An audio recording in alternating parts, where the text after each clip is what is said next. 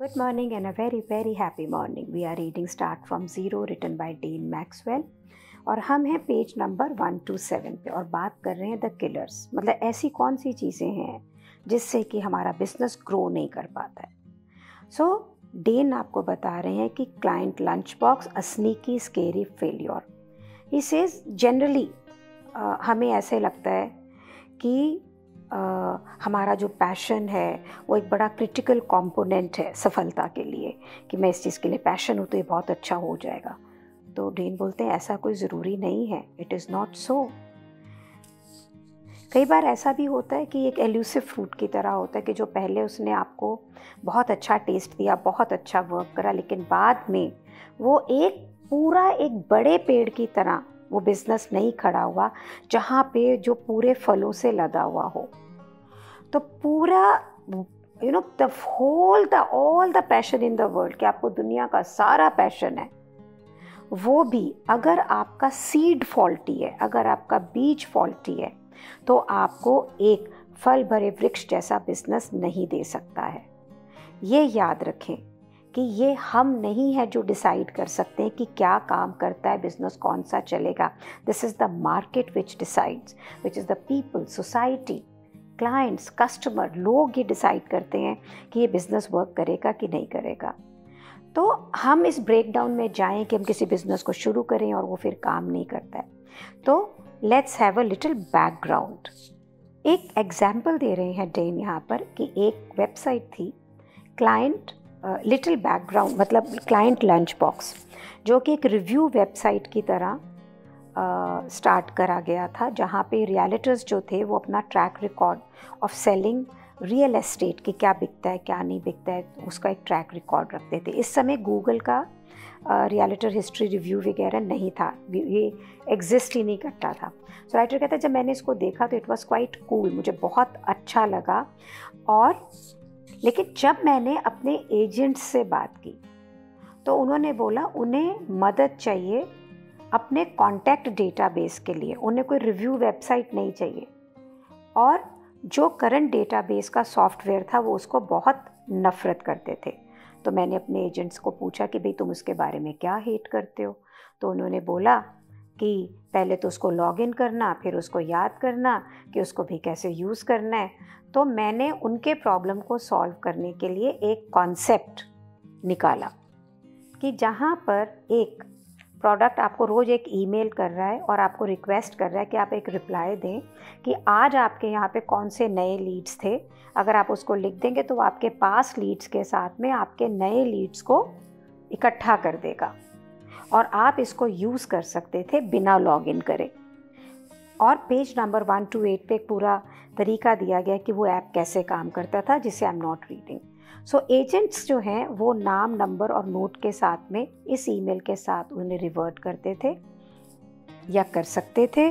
और मैंने उन्हें ये ईमेल का जो कॉन्सेप्ट था उन जब एजेंट्स को दिखाया तो वो उन्होंने बहुत ही इसको पसंद किया। तो मैंने एक रिव्यू वेबसाइट ना बनाने की जगह ये डेटा बेस्ड वेबसाइट और सॉफ्टवेयर बनाने की शुरुआत की, जहाँ पे कि ईमेल जाएगा और वो लोग उसका डेटा दे देंगे और उनका डेटा जो है वो पूरा उसके पास में सारा आ जाएगा। और फिर मैंने उसके लिए एक डेवलपर को भी हायर किया, मैंने इन्वेस्टर्स को भी रिक्रूट किया। लेकिन जिन लोगों ने मुझे ये कहा था, एजेंट्स ने, कि they wanted a site like this, उन्हें पेमेंट करने के लिए मैंने नहीं बोला। जैसे बाय इन जो बताते हैं डेन, उसके लिए उन्होंने नहीं बोला। और जब ये प्रोडक्ट डेवलप हुई तो सिर्फ 21 पेइंग कस्टमर आए, बाकी कोई भी, और उन्होंने भी उसको बाद में यूज़ करना बंद कर दिया, क्योंकि उसका पूरे बेनिफिट के लिए उनको रोज़ उसमें वो डेटा भरना पड़ता था। तो this was a new behaviour for the realtors, कि वो रोज़ उसको भरेंगे और वो अडॉप्ट नहीं कर पाए अपने न्यू बिहेवियर के। इसमें उसका कोई गलती नहीं थी, न्यू बिहेवियर होता ही हार्ड टू क्रिएट है। तो डेन कहते चलो देखते हैं इस एग्जाम्पल को और डिटेल में। स्टेप 1 जो हमने सीखा कि align your product with CPSO, means customer problem solution and offer. Customer real estate agent थे, पेन थी कि complicated contact database system, solution था email based contact database and offer था $9 से लेके $49 तक का। स्टेप 2 क्या किया गया इसके अंदर, prototype the vision of the product, जो डेन ने बहुत अच्छा किया और उसको पेपर पे सिर्फ डिज़ाइन करने की जगह उन्होंने एक सिंपल स्टोरी टेलिंग तरीके से एक प्रोटोटाइप बनाया और उन्होंने एक 5 दिन की स्टोरी गूगल डॉक पे लिखी कि कैसे उसको एजेंट यूज़ करेगा और सुबह उसको यूज़ करेगा और फिर वो चीज़ें सॉर्ट हो जाएंगी। अगर आप इसको और डिटेल में देखना चाह रहे हैं जो मैं इंसिडेंट पढ़ रही हूँ, तो आप जो राइटर की साइट है startfromzero.com/yes उस पर जाके इसको और भी डिटेल में स्टडी कर सकते हैं। तो जो उन्होंने स्टोरी टेलिंग के तरीके से लोगों को बताया, तो डेन कहते हैं बहुत अच्छा तरीका था, एक पावरफुल एक्सरसाइज थी कि आप स्टोरी की तरह अपने पूरे प्रोडक्ट को एक्सप्लेन करते हैं और कस्टमर को उसके बारे में पता लग जाता है जिसके लिए कि वो बनाया जा रहा है। अब डेन कहते हैं कि मैं क्या चीज़ डिफरेंटली यहाँ कर सकता था, मैं यहाँ पे बाय इन को अंदर ला सकता था। मीन्स जिन लोगों ने मुझे ये कहा था एजेंट्स ने कि हाँ ये प्रोडक्ट बहुत अच्छा है तुम इसको बनाओ, मैं उन्हें उस समय ये कहता कि आप इसके अंदर पैसे को इन्वेस्ट करें। तो रियल वर्ल्ड एप्लीकेशन जो था वो उसका डिफरेंट हो जाता, क्योंकि अगर उन्हें पैसा लगाना पड़ता तो वो दोबारा इसके बारे में सोचते, पर अभी तो उन्हें सोचना, उन्होंने कहा हाँ हम ले लेंगे बहुत अच्छा है। लेकिन अगर मैं इन्वेस्टमेंट के लिए करता तो वो स्टोरी से नहीं चलता, मैं उनको ईमेल भेजता और जो एजेंट को भेजता और ये देखता कि वो उसके बारे में क्या कह रहा है। मींस अगर बाय इन की बात होती तो वो ईमेल इंडिविजुअल एजेंट को भेजते और फिर वो देखते कि अगर वो उसके अंदर पैसा दे रहा होता तो सॉफ्टवेयर टेस्ट करने की भी ज़रूरत नहीं थी। अगर वो ईमेल भेज रहे होते कुछ एजेंट्स को तो ये सारा प्रोसेस जिसके अंदर सिर्फ 21 लोग आए और बाद में वो वैसे ही बंद हो गया। तो उन्होंने, वो डेन कहते मैं उन्हें कह सकता था कि आप मेरे को पैसे दीजिए और मैं आपको ये मैनुअली 30 दिन तक इसका पूरा प्रोसेस करके दिखाऊंगा, आप इसको देखो कि ये आपके लिए सूट करता है कि नहीं। मींस आपको ईमेल जाएगा, आप डेटा भेजेंगे, डेटा अपने आप कंपाइल होगा और वो चला जाएगा। सो मैं एक वर्चुअल प्रोग्राम नहीं बनाऊंगा पहले, but I will do the whole process with my own self and then let's see. तो क्योंकि डेन नए थे और वो बड़े एक्साइटेड हो गए, सबने बोला बहुत अच्छा है बहुत अच्छा है बहुत अच्छा है, तो उन्होंने उससे पैसे लिए बिना उसको डेवलप कर दिया। तो हमारा स्टेप 4 क्या था, find experts to create the product vision. तो स्टेप 3 डेन ने किया ही नहीं जहाँ पे वो लोगों को पैसा लेते, बट उन्होंने स्टेप 4 पर आए कि find expert to create product vision. और उन्होंने Google group Ruby on Rails करके कोई ग्रुप है जहाँ से उन्होंने अपने लिए एक डिज़ाइनर खोजा और पेज नंबर 130 पे एक पूरी ईमेल लिखी हुई है, subject impressed I want to hire you, और पूरा डिटेल है with Dan Maxwell phone number के साथ में। फिर स्टेप 5 पर आए, test the concept for result और बिल्ड नाउ इफ़ कॉन्फिडेंट। तो वो जेफ के साथ में जो उन्होंने नया डेवलपर हायर किया उसके साथ इस प्रोडक्ट को बिल्ड करने में चले गए because he was confident. Again Dan remind करते हैं कि मैं ये स्टेप को बिल्कुल अवॉइड कर सकता था और पूरे प्रोसेस को मैनुअली कर सकता था with 1 or 2 agents to see whether it's successful और not, but now he has given it to develop. Step 6, structure the deal with limited financial risk. तो ये जो डेवलपर था उसको वो $50 घंटे के पे कर रहे थे विच वॉज क्वाइट एक्सपेंसिव। तो उन्होंने स्टेप 6 को बिल्कुल वैसे फॉलो नहीं किया क्योंकि प्रोडक्ट एक्सपेंसिव थी। तो मैंने मेरे अंकल और मेरे दोस्त से भी पैसे लिए और इसके अंदर इन्वेस्ट किया। एक ने $9,000 करे, तो टोटल के अंदर $18,000 एक जगह से आए।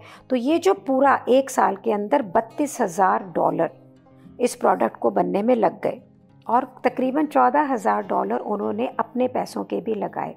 तो ये उनका सबसे एक्सपेंसिव प्रोडक्ट था और जिसको कि एक बड़े स्मॉलेस्ट प्राइस पॉइंट पे पर मंथ के अंदर वो बेच रहे थे।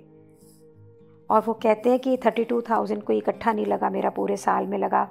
और वो यहाँ पर एक व्यंग कस रहे हैं कि मेरा एक सबसे एक्सपेंसिव प्रोडक्ट था जिसको मैं सबसे छोटे प्राइस में बेचने की कोशिश कर रहा था। Now comes step 7, create a communication loop so you are always informed। और कि एक ऐसा communication loop क्रिएट करना जिसमें कि आपको हमेशा पता हो कि आप क्या कर रहे हैं।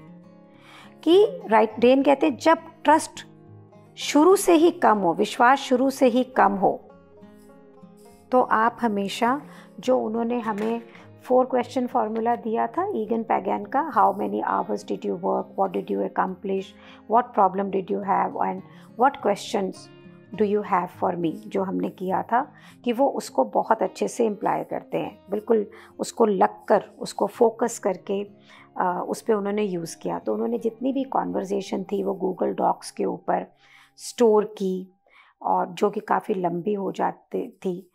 तो और डेन यहाँ कहते हैं कि मतलब बहुत काम था इतनी लंबी लंबी कॉन्वर्जेशंस को लिखना करना और उसको स्टोर करना, बट आई डिड एवरीथिंग। मेरे दोस्तों ने कुछ मुझे आसान तरीके भी बताए, लेकिन मैंने उसके ऊपर ध्यान नहीं दिया क्योंकि मैं वैसे उसको लिखने में इतना बिजी था। अब स्टेप नंबर 8 है, does this product meet your goals. तो वो लिखते हैं कि मेरा जो गोल था, मेरा जो उद्देश्य था, वो बहुत ग्रीडी था, लालची था। तो एक बड़ी मार्केट लेने के लिए मैं बहुत लालची हो रहा था। मैं थक चुका था पहले के बिज़नेस के अंदर सिर्फ 2800 लोगों की लिस्ट से। अब मुझे 60,000 रियल्टर्स, एजेंट्स जो दिख रहे थे जिनको मैं मेल कर सकता था। और मैंने सोचा कि जो रियल एस्टेट ब्रोकर होते हैं वो बहुत छोटा सा है, लेकिन अगर मैं प्रोडक्ट रियल्टर्स के पास में जाऊं, बड़े होते हैं, तो मेरे पास बहुत सारा प्रॉफिट आएगा। और क्योंकि मेरा तो ये वर्क करेगा ही करेगा, क्योंकि model was a software as a service, but at the end this business did not work. और जो डेन के अंकल थे वो लिखते हैं कि वो तो चलो कूल थे कि कोई बात नहीं है, इन्वेस्टमेंट है, लॉस हो गया, लेकिन जो बाकी इन्वेस्टर्स थे वो बहुत ज़्यादा अपसेट थे। उन्होंने सोचा कि मैंने इस प्रोडक्ट को गिव अप कर दिया है, लेकिन मैं जितना काम मैं इस प्रोडक्ट पे कर रहा था, मैंने किसी भी और प्रोडक्ट पे काम नहीं करा। एंड इवेंचुअली मुझे ये पता लग गया था कि मेरा सीड ही गड़बड़ था, और मैंने चूज़ किया एग्ज़िट करने के लिए। और मैंने 3,000 रुपये के अंदर क्लाइंट लंच बॉक्स को ऑक्शन कर दिया, और जो भी मैं पैसे आए उसके अंदर से इन्वेस्टर को जितने थे दे दिए, और बाकी लॉस मैंने खुद बेयर किया। तो किलर क्या था इस प्रोडक्ट का? Do we take it tomorrow? So will take it tomorrow. तो आप इसको स्टडी करें, ऑल द 8 डिस्टिंक्शंस। उसमें से उन्होंने बाय इन नहीं किया, लोगों से पैसे नहीं पहले करे, लालची हो गए, तो लिमिटेड वहाँ पे फाइनेंशियल रिस्क नहीं था, मतलब बाय इन का भी पैसा नहीं आया, और लोगों के पैसे भी ज़्यादा इन्वेस्ट करा दिए। तो जो 8 डिस्टिंक्शन एक बिजनेस को सफल करती हैं, उनमें से 2-3 तो यूज़ ही नहीं हुई। Tomorrow we will look into कि what was the killer for the same project. तो हमें क्या करना है, जो बिज़नेस हम कर रहे हैं या जो बिज़नेस हम करना चाहते हैं, हमें ये देखना है कि इस 8 डिस्टिंक्शंस के अंदर हम कहाँ पे उतरते हैं। So do check that before we move ahead. So thank you so much for being in my life, and let's all grow together rich. Thank you so much.